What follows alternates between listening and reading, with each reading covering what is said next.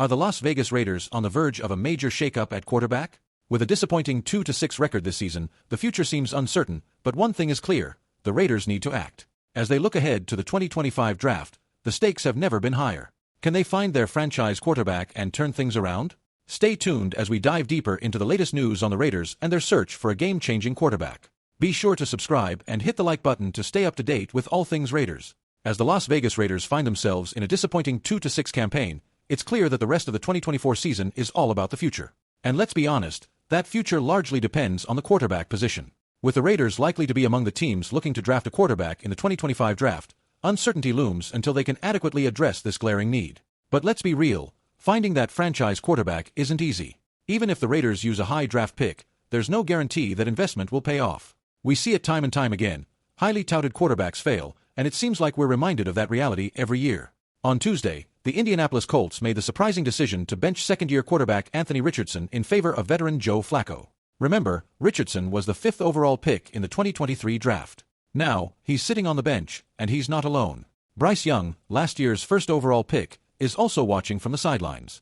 This is where it gets worrisome. While some quarterbacks like C.J. Stroud are performing well, the harsh reality is that for every success story, there's a highly drafted quarterback who doesn't live up to expectations.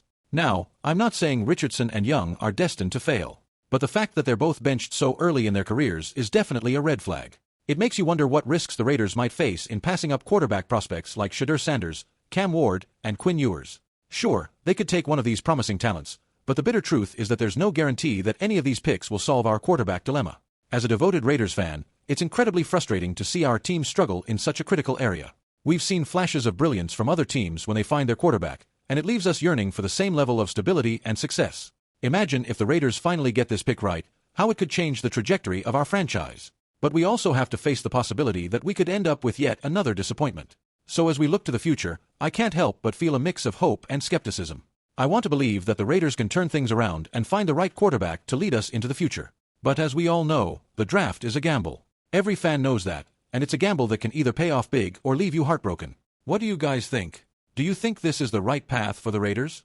Personally, I'm torn. Part of me thinks we need to take this leap of faith and invest everything in a new quarterback. But the other part of me is cautious, remembering the mistakes we've made in the past during the draft. This is a tough decision, and I want to hear your thoughts.